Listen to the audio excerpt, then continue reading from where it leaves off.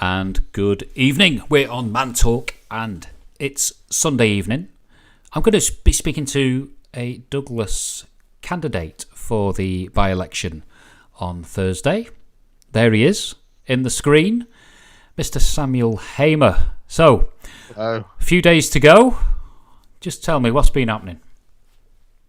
Well, I mean, I'm campaigning as much as I can. I've been trying to get to as many people as possible before election day. It's kind of happened kind of suddenly, and I'm have other commitments and work and whatnot. So I've been trying to get around the ward. I don't know what else to say, really. Well, I mean, sure, we've been campaigning for a few weeks, haven't we? And we've been to meetings with the Manx Labour Party, and it's yourself and fellow candidate Devon Watson who are competing in the ward for 2 seats. So the election is this Thursday. So it's only 4 days away. I'm sure there's plenty of mileage to cover yet because you'll be visiting every doorstep, I guess.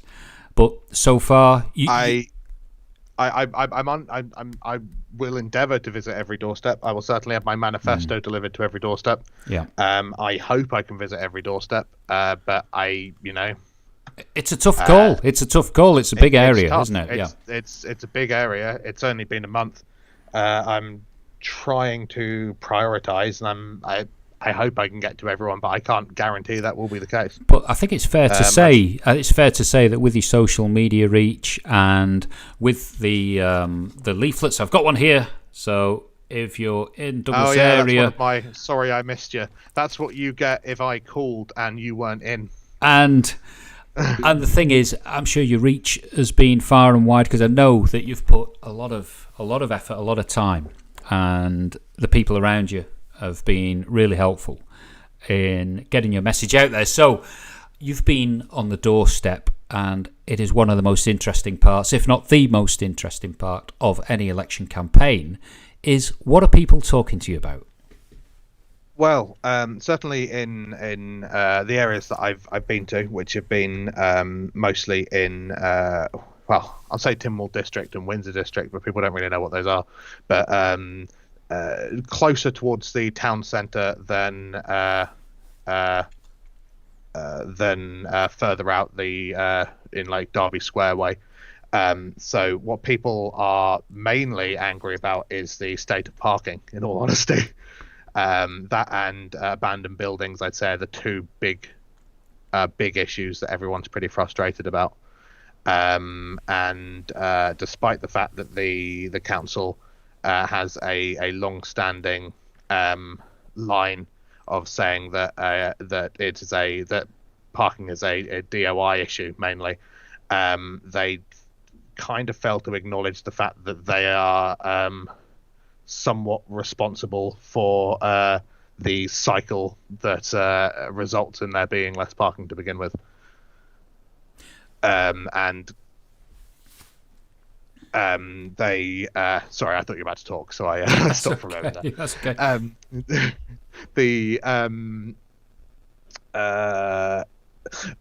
One thing that I find people quite frustrated about is the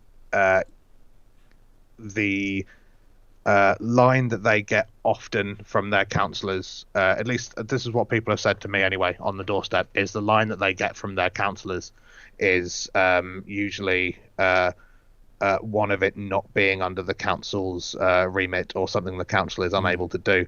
But the fact is that the power between local government and national government is a discussion. Like it's what's what I'm looking for? Not argument.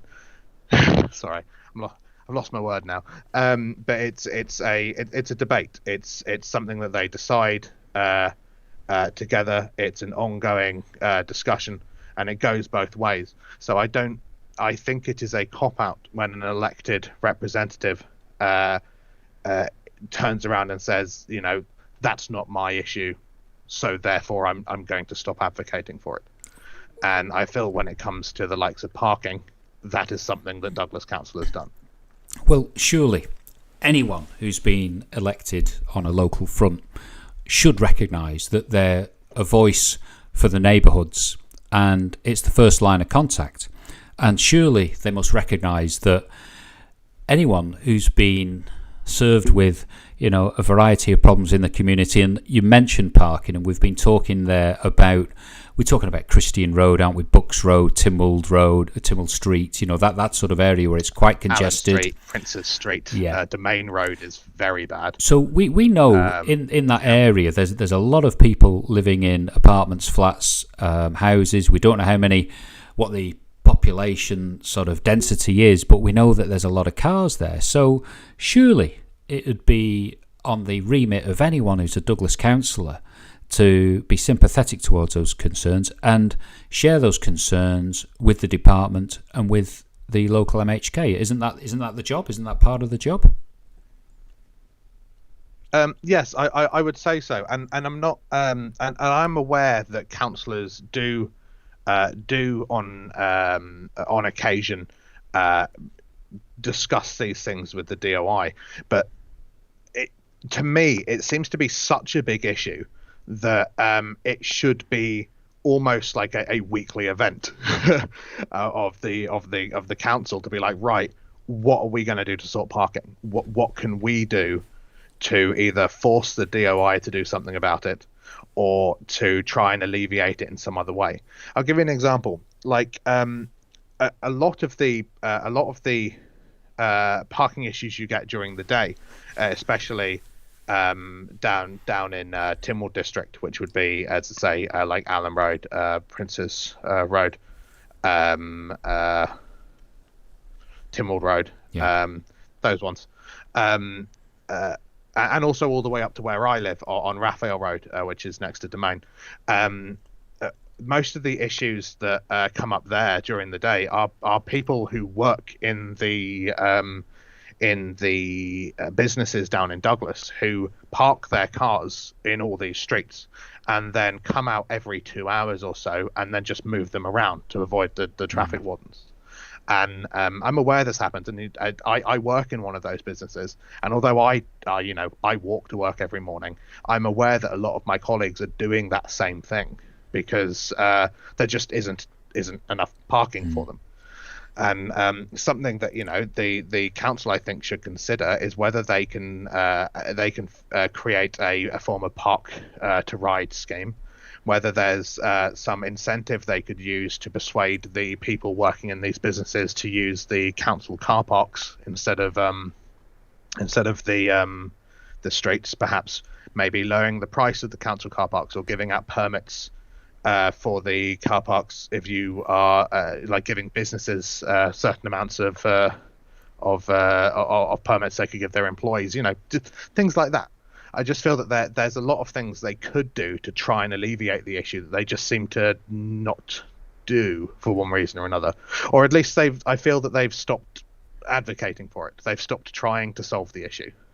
But surely one of the issues there is the businesses, it's the employers, and surely they have got a duty to the neighbourhoods, to the residents that are inconvenienced by this. Surely it's the businesses that, if they've got the resources to, should they be encouraging staff to perhaps use public transport, maybe give an allowance in their salary, or look at alternative means for people to get to work? It could be using green measures, which could be bicycles, walking, active travel, things like that. Surely it must be the businesses, because otherwise there's going to be such hostility in the community between the residents and those people working. And then, of course, basically, if you've got members of staff having to nip out and have the hassle of moving discs around, thinking that they're outfoxing the the local business prevention officers, the traffic wardens or what have you, that's not a good thing either. So it's quite a big problem, isn't it? Yeah, I mean, ideally, yes. Ideally, you would want businesses to come up with solutions for their employees. Ideally, you'd want those employees who are currently driving into work to use buses. But I feel I feel that kind of pushes the responsibility down to like individual people making those choices, and I always feel that that is a dangerous line to go with in government, because I really feel that these are systemic issues that require systemic solutions. I feel that if you want people to stop driving their car into Douglas every day, you need to offer better alternatives. You need to give people a reason not to drive their cars every day. I mean, I'm a big advocate for free public transport. Not that that's something that's going to come up anytime in this campaign, but just as a personal belief, just for that reason, because I feel that we do need to move away from people like using their cars so much. Like fundamentally, the roads just cannot fit the number of cars that people have, and that's true of any city. And it's true of Douglas as we continue to, as the town continues to grow. So ideally, I'd like us to move away from that anyway, but I don't think you can do that by trying to. I'm going to use the word shame, and I don't think it really is shaming what you were talking about. But I'm not. It's the closest word I can think of. I don't think you can get that by trying to shame people into changing their what they're doing, because I don't think they're going to do that. Like, I don't think you can shame a business to solve this issue for their staff, and I think some of them do a little, but I don't think you can shame a business into doing that. And I don't necessarily think you can shame the members of the employees of these businesses to change their habits either. The fact is, there's always going to be a lot of people traveling into Douglas to work, and the public transport, though it is good, I don't think is capable of really supporting that number of people travelling in. So there's basically, from what you said, a lot of scope for some work to be done. Maybe the job of Douglas Corporation to pull it together, because that's where you are on the ground. Yeah, I mean.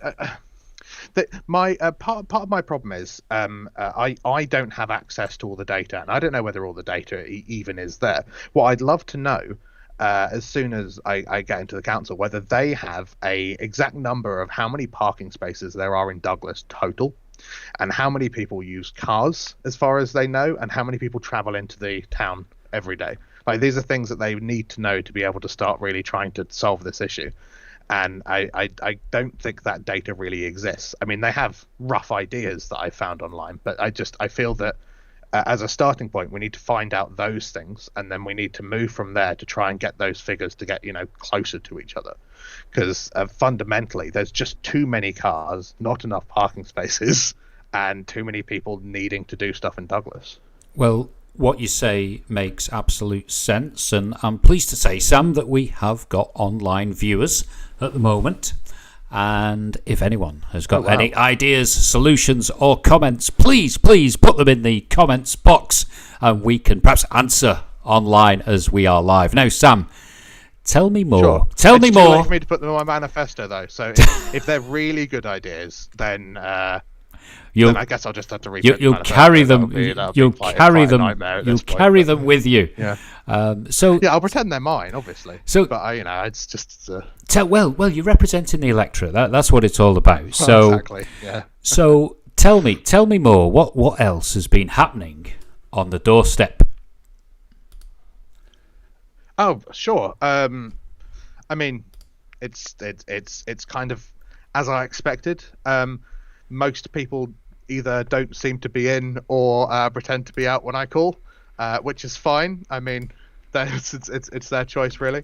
But the people that are there, they seem to have a good idea on what's causing them their issues, and a lot of them have had good ideas of what could solve them one way or another. You get one of the unexpected advantages that I had of going around and talking to people is just how many different solutions people had for these things. But people have obviously thought about how they would solve the issues in the ward, and as I will do if anyone gives me a really good parking solution in the chat, I'll steal it, use it as my own.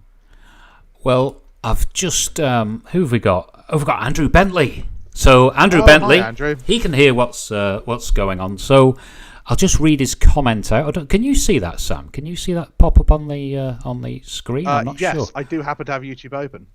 So the root cause of the problem is increasing car ownership, driven by the development of centres of employment on the town periphery, which is something we just skirted around there, and we know Andrew is a very keen proponent of this. So the solution is to provide... I'll let you read it before I respond. ...alternatives to private cars, bikes, walking and public transport. So tell me, Sam, what are your thoughts? I absolutely agree. That is the long-term solution to the parking issue. We need to offer good alternatives, good enough alternatives that people don't feel the need to drive in anymore. I absolutely agree with Andrew on this. I don't think that it solves the short-term issue that the people on the ward have, though. I absolutely agree. We need to move towards these things. I think that if I could, click a finger and make everyone ride bikes, walk, or pass free public transport. Just going to throw that in again. Then then I would. But I don't think that. I don't think that that is something that solves the issue right now, and I don't think that I don't think that pushing it back to the people who are complaining about lack of parking and saying, "Oh well, you just need to drive less cars," is really a viable response. I think maybe it's culture, maybe it's the approach on the Isle of Man to getting around. It's the car is the first choice. Is that it? I don't think it's I don't think it's just an Isle of Man issue. I think I agree with Andrew on his belief of a greener, better future on this. Like I'm very pro green. It's a worldwide issue. We have an addiction to using cars. That is true, but I don't think that. And again, this goes back to the point I was saying before. I don't think that turning it around and making it like a personal responsibility thing is the right call.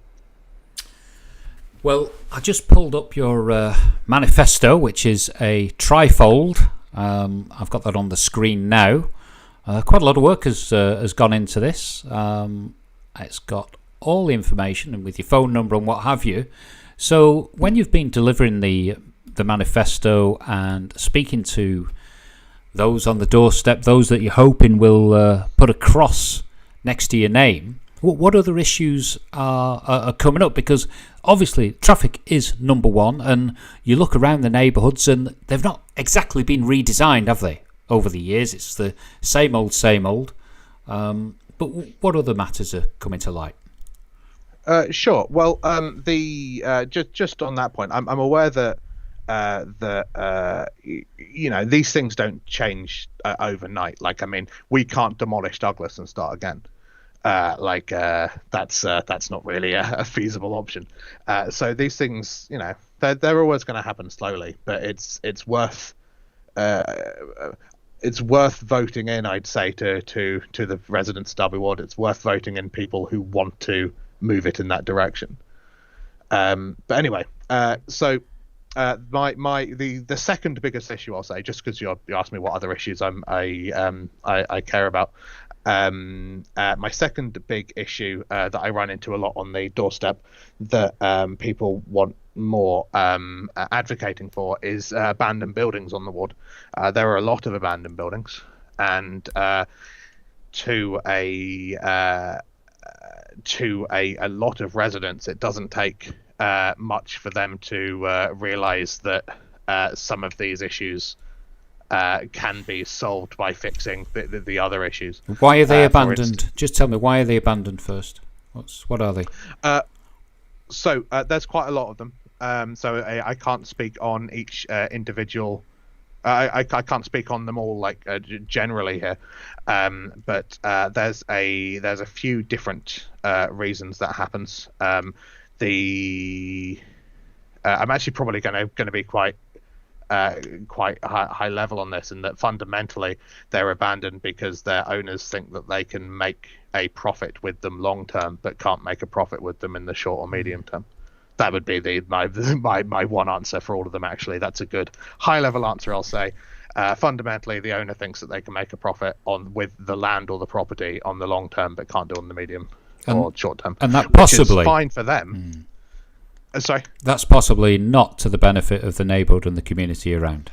Oh no, absolutely not. No, abandoned buildings are a real problem to any neighbourhood. They ironically, considering that the benefit of having an abandoned building is that eventually it will be worth more money to you. Can I just say, actually, that's not necessarily the case. That's an economic response to that. There will be some people who just it's the family house and they haven't been able to ever find a buyer, so it's just sitting there. There's situations like that. But the economic answer is fundamentally because they think they can make more of a profit later on. Where was I going with this? Well, you're getting questions. You're getting questions about the nurses' home. Has that popped on your radar? Oh, sure. Let me just have a look. Should we keep the nurses' home? I'm unsure. Probably not. I think we could look into whether we could turn it into something else. I mean, it's just kind of sitting there now. I'm not sure what else to say about that. Are we asking whether we should keep the building or whether we should keep it as a nurse's home? Because I don't think it is a nurse's home. It is at least mostly abandoned, isn't it? I think we'd have to look what the use is, whether it's for hospital staff still. I know, historically it was, because it was right opposite where the Nobles hospital, was situated. So I think if it's in use for medical staff or anyone like that, there could be a need for it. But surely, if that was the case, it would be better, near the actual hospital itself. I don't know. My understanding is it is mostly abandoned, but is sometimes still used on occasion by medical staff. But I could be wrong about that. I'm happy to be corrected. What was the initial question? Yes. Okay. Abandoned buildings. So fundamentally, people, in an economic answer, people keep a hold of abandoned buildings because they think they can make more money in the long run. So the paradox there, of course, is that abandoned buildings themselves actually lower property values in the areas that they're in. So that actually, in and of itself, is a flawed way of thinking, unless your plan is to lower property value to then buy more of those properties to increase your potential investment portfolio in the long run. And I don't think much of that happens, but it wouldn't surprise me if some of that happens. So what we would have to do at a council or national level is create incentives for you to develop the property into something useful in the short to medium term, and disincentivize keeping hold of property forever, for the rest of time. Or for there's one on Domain Road that's been there for 8 years, and there's a couple of other ones around that I'm told have been there for over tens of years. Well, would it be fair to say that particular building, which was formerly the nurse's home, is perhaps going to be a bit decrepit? I don't think it's going to be fit for purpose, maybe. I mean, structurally, whether you could convert it to apartments, I think maybe the case could be just to drop the lot and start again and just look at the whole footprint, because it's centrally located. There's a need for affordable housing in that area. There must be a whole range of ideas that could come forward. Well, yeah, exactly. I'm open to suggestions on that. I'm not an expert when it comes to the structural integrity of buildings. I assume it's relatively safe, or otherwise it would have already been totally condemned. Yeah, I mean, at a very simple level, I look at a abandoned building like that and think, why aren't we doing something with that? Like why is it just sitting there? Why can't a power of some kind do something with that, rather than it just go to waste, really? And of course, because we also, like, I mean, there's lots of other things that we could use in the ward. I mean, we have I think there's many of the residents have talked about not having enough like green public spaces, or more fields, more gardens, more children's play parks, etc., that type of thing. Or I don't know, we have a housing crisis. We could make more social houses potentially. Like there's a lot of abandoned buildings around. It seems very silly that they're just sitting there and not being put to use. Well, you mentioned you mentioned the words housing crisis, and I think it'd be wrong to try and negate that phrase, because there must be a housing crisis on the Isle of Man, because property is so expensive, and it's expensive to rent as well. So it's difficult to see how anyone can get on the ladder in an early stage in life, and surely there must be ways to get around this, and exposing these greenfield sites, these brownfield sites, must provide opportunities. And surely, as a councillor, you'd be looking, to assist with that. Sure, yeah. Like with a lot of these things, it's there are things that the council is able to do, and then there are things that the council can advocate for, can raise awareness of, draw attention to, etc. in national government. And I agree that there's that you could certainly make better use of these sites than it being a building that's rotting away. And of course, being in charge of the local government housing stock, you as a councillor would have some sort of influence on that too. With public housing, is it being managed efficiently? Have we got the right number of people living in certain properties? What use is there, say, of just one person living in a 3-bed property? How do we get around issues like that? Sure, yeah.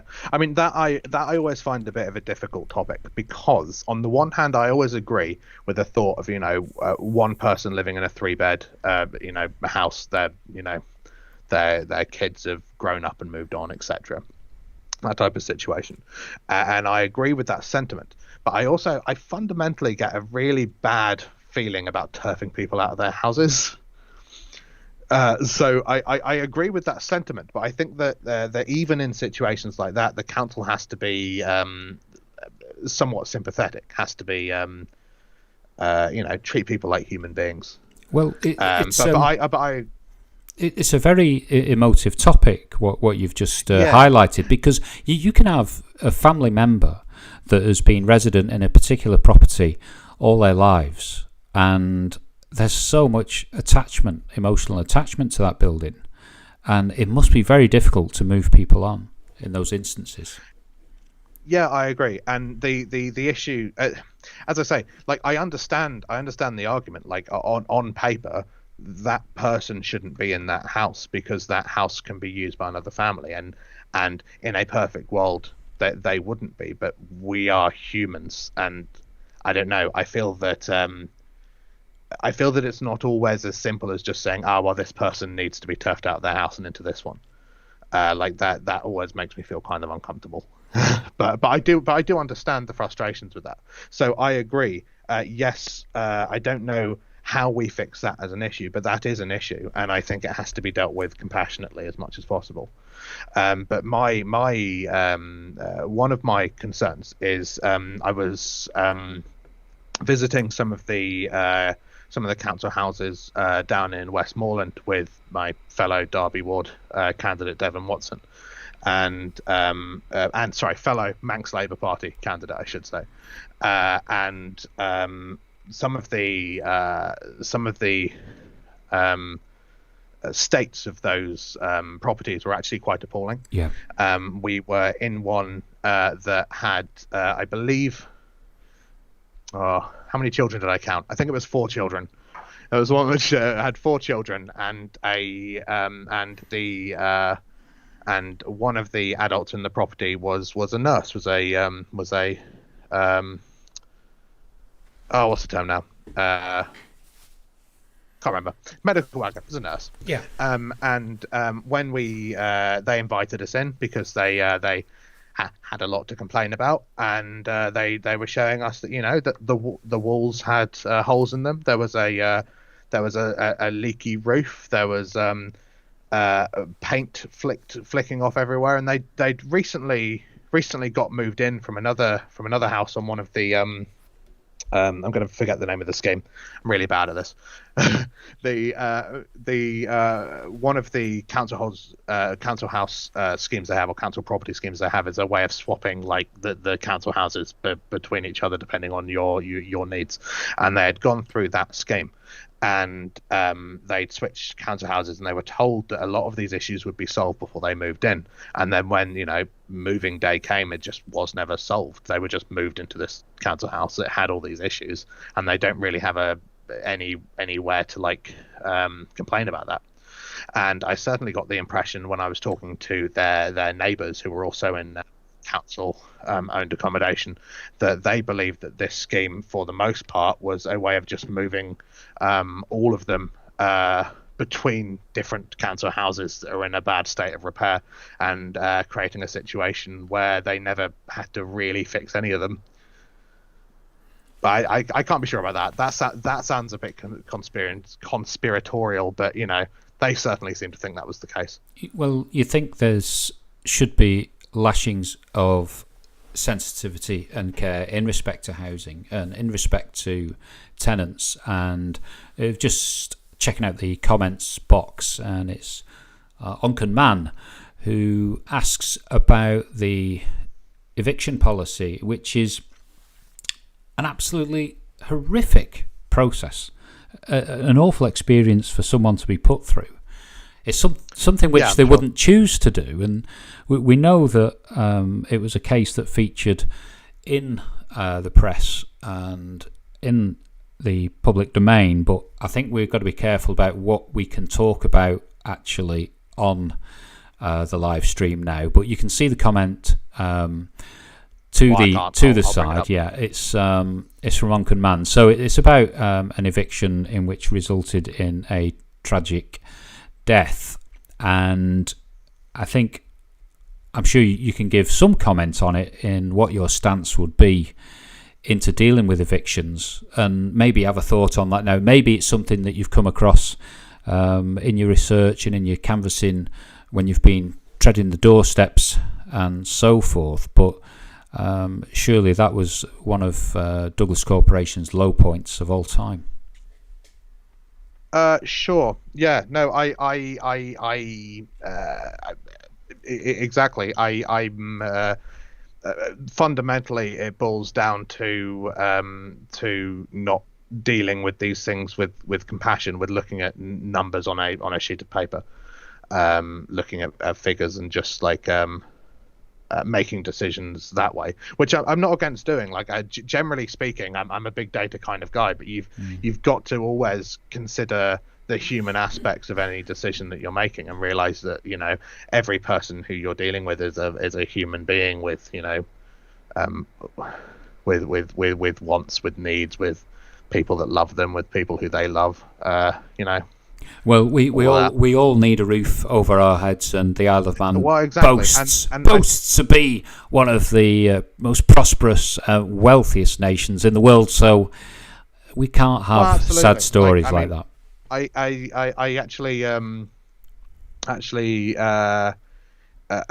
think that every human being has a right to a roof over there. They should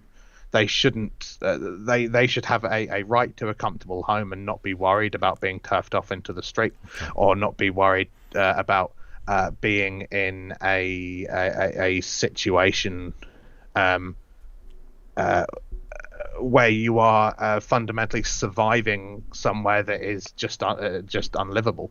Well, it can't happen in this day and age. Now, we've just got it shouldn't. It is outrageous. There's no excuse for it. Not on this island. We are able to look after everyone, and so we should see it as a failing that isn't happening, and we should be looking at ways of making that happen. Okay, whatever they may be. Check out your comments box, and we've got Andrew Bentley, who is a councillor for Douglas Corpy. So this is more of a governance issue about councillors taking up positions on the Housing and Regen Committee that have been occupied by other councillors whilst vacant. So what on earth does that mean? So the new councillors, should they go straight onto committee in this short space of time that you'd be in situ? Well, I'm guessing, I think I should know your answer to that, Samuel. Probably, and the reason the gut feeling from I think most councillors would be no, they shouldn't, just because we're there for a short amount of time. We're there for 6 months, but first of all, I would say that especially if it was not even if it's just me and Devon who get in, all of the candidates have expressed a need to do something about housing, and all of the candidates have expressed a need of regenerating Douglas in one way or another, or beautifying it, or however they phrased it. So I'd say that if those councillors, if any of us get in, which obviously 2 of us will, ridiculous. Whomever gets in, we will be getting in based on that as what we are wanting to do. And I think as we would be the most recent additions to the council, I think the council should respect the will of the people in Derby Ward. Well, you need more tools in the toolbox as you go along, and hopefully you'd be wanting to be re-elected in future. And if you had a political career that went perhaps up to the next level, you need to furnish yourself with all this experience, don't you? So I think that is that's true, but that's not that's not my first thought. My first thought is what I can do to solve these issues, really. Well, that's right. Get in there right on the coalface. So we'll just jump down. There's a question from Dale Lowy. So Sam, what would you do to improve participation in recycling in Derby Ward? Tell us about how do you recycle anyway when you're there? What do you do? Oh well, in Derby Ward, like in I think all of Douglas, we have curbside recycling here, which is great. We can, as long as we separate our plastics and our glasses and our cans, we can put them in the recycling box and it gets picked up. I think. Trying to remember, it gets picked up. I can't remember whether it's either we've never filled it, so I'm unsure whether it's once a week or once every fortnight. I'm sure I'll find that out. But so we've never filled our boxes, so we've never we've never had to take note of when they pick it up. But we have curbside recycling here. I don't know how you would improve participation other than remind people as much as possible that it is a service that exists and encourage them to use it, because I actually think curbside recycling is one of the greatest things that the council has achieved. I think that's brilliant. But what happens? What happens, Sam, if someone, for whatever reason, they choose not to take part in curbside recycling, and they just chuck all the plastic, all the paper, all the cardboard in the bin? Well, how do we do? How do we deal with that? How do we know what's going on? Well, I'm sure that happens. It's I don't think that person should be punished for doing so. They're not breaking any laws. I don't know what you can do other than encourage people to use it and try and persuade them to. Unless we can move to sorting through the rubbish after it's been thrown away, which I'm not against looking into, but I don't think that's necessarily feasible.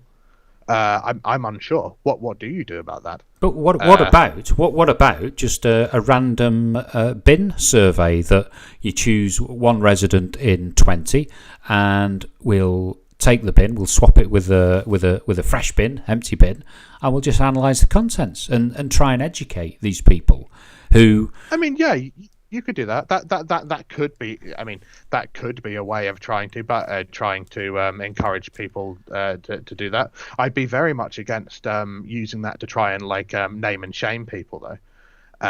But I'm not against analysing different bins to give us an idea of how many people are using it and how we can best advertise the service and to best encourage people to use it. But I'm not entirely sure what else you can do to solve that. I mean, no one wants a future where we have bin police going around, or we are forced to recycle. I don't know. I get very wary about any kind of authoritarian moves in that direction. I can understand that, and I don't think there'd be any need to take action against individuals, but I do think there could be a need to understand how a neighbourhood or a community or a particular group of housing or whatever, how they approach recycling. So it could be that they just don't understand. They don't understand. We don't know the education. It could be that the Isle of Man itself has failed in translating the message that as an island we can make such a massive difference. As a nation, we could be the best nation in the world for recycling if we put our mind to it, like anything else. Yeah. No, I don't disagree with that. You could do that. I wouldn't have a problem with. I never have a problem with collecting data. I'm a big fan of collecting data and making decisions based on that. So you could definitely do a investigation into that type of thing, and then use the knowledge that you gain from it to try and educate people more. Well, I mean, I'm not against that. I'm laughing at the next comment. So, one moment, I didn't charge my headset up enough, so it's running out of battery. So I'm just gonna plug it in. 1 sec. Okay, here we go. So we've got James Baker. That's quite a photograph from James Baker. So we're talking. It's the old favourite. If you're doing the doorsteps, you're walking on the pavements, and if you're walking on the pavements in your ward, are you sidestepping, swerving the dog poo? Yeah. I mean, dog fouling is always an issue. Sorry,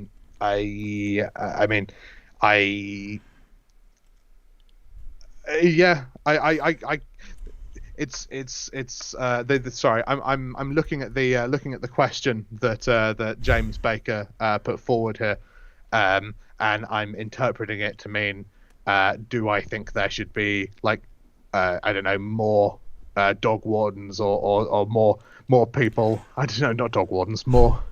Should we be doing more at a government level against people who engage in dog fouling? Would that be a fair interpretation of that question? I think this will be aiming towards Douglas bylaws officers.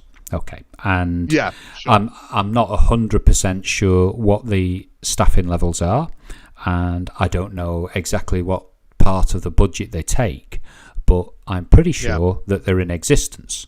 And then this goes to, well, you're a numbers guy, so you'll be finding out what the productivity is. You'll be looking at how many fixed penalty notices are issued. You'll be looking at how many prosecutions against litter, against dog fouling, against antisocial behaviour. Surely, because that is in the remit of Douglas Corporation, that they can actually enforce. So is that the question? Yes. Is that the question, that they're not being strict enough? Maybe. I'd have to look at the data. So dog fouling is an issue. Dog fouling's been in. I mean, it's always been an issue for every local authority everywhere since they existed, and certainly, certainly it can be bad in some areas, but I don't know if it's getting worse. I'd like to see the data. I think that with all these things, there is a bit of a balancing act in whether you have like hourly patrols looking for dog poop, or whether we just let it pile up all over the place. And I mean, the issues you have is you can't like track people down easily if someone hasn't like seen someone doing it. There's not really there's not really much you can do there. I mean, I would be against putting CCTVs all over the ward to try and catch any kind of dog fouling that might be going on. Hang on, but look at it this way. Sure. Look at it this way. Have you heard of any enforcement whatsoever? Has that ever featured? Are you aware of that? Is that a talking point? It's not, is it? No. Have you ever seen a bylaws officer? A dog warden? I personally haven't. So maybe there is more that needs to be done about it. Again, like, I'll concede that. I mean, I'm just aware it's a balancing act, and I'm always of the firm belief of trying to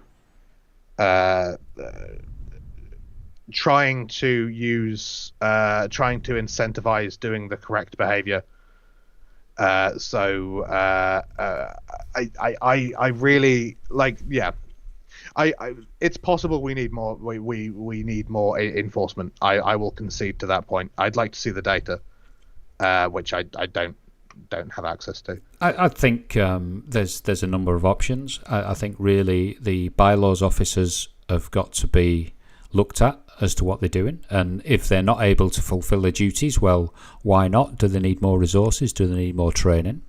Is there maybe, I don't know, scope for other members of Douglas Corporation to be signed up as bylaws officers? So like your general workers? I don't know. It must be. There must be other solutions. Is it further education? Is it a lack of bin bags? Poo bags? You go to some local authorities out in the country and you'll see poo bags that are in these little dispensers on lampposts and things like that. But we could talk about this one for hours, and we're nearly coming up to an hour. Well, so we'll. It's one of those things. Like, it just, I agree it's an issue. I'm unsure how you solve it. So I'd also be against like turning all members of local government into kind of like a fouling secret police Stasi as well. So it's the dog poo Stasi. Like it's one of those things. I 100% agree it's an issue. I 100% sympathise with it. I myself hate the pavements outside on occasion having dog poop on them. It angers me when I see inconsiderate people just leaving it all over the place, which does happen on occasion. I'm unsure how simple and it would be to increase enforcement. Okay, I'm open to looking into it. Okay, it is an issue, and I'd like to see it solved. The dog egg subject has been discussed long enough, so if you've got any solutions or what have you, please put them in the comments box. Thank you very much. Now, we'll come to the end of our broadcast because we're coming up to 53 minutes, but I like this one. I like this question. Does Sam think, in view of COVID-19, there should be a council house rent freeze in 2021? Possibly. And the reason I'll say possibly is it really depends on what the economy is like at that point. So I would say I'd say probably even, because the main issue is with COVID causing these problems is that if there's a lack of jobs for people to be working, then they won't be making enough money to pay the rent, in effect. So it really depends on what the economy is like. So I would say I'm not against that. It really depends what the data says at the time. But I will say I'm not against that. I think we should, if it comes to people not being able to afford it, yes, we definitely should. But you would be my answer. But you would say that if anyone is in a situation where they can't afford it, there may be some help on the social payment side of things. You'd also say that if inflation, which I believe is round about 1%, even if the rent rise was inflation linked, would it be more than inflation? Would they? I can't see any Douglas Corporation going for a rent rise higher than that. And then, of course, we've got the old question about, well, what have we got? Means testing and so forth. So there's a big conundrum about rental payments. And, of course, then we say, well, what about fairness? Because it seems that the government has been handing out payments galore, maybe to persons in the private sector who actually may not have needed it. So I'd be asking for a great degree of transparency on that front. Oh, we've just been hit with a few. Yeah, I don't disagree with that. We've just been hit with a few more questions. Here we go. What does Sam think about, and I love this one, the Douglas Corpy pension liabilities? Now, they are huge, I believe, huge. A big demand on the resources. I think in the halcyon days gone by, that I'm thinking that the demand from resources for those payments is a legacy now and beyond. Oh, it's a good question.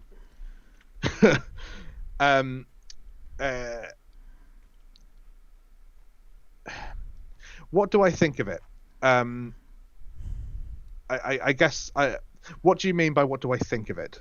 Well, it would be my counter. Well, I think if Johnny Manxman Heyboy could perhaps enlighten us on what specific elements that it is, but I think in years gone by that I think it's with any old school pension payments that the actual burden was quite great. I'm thinking we're talking about over 20% was met by the ratepayer on those salaries. So it might even be 24, 25. I'm not sure. Maybe it's something that we can research. So if anyone has got the data at hand, please put it in the comment box and we can just see into that a little bit further. I'll just bump to Muriel Garland.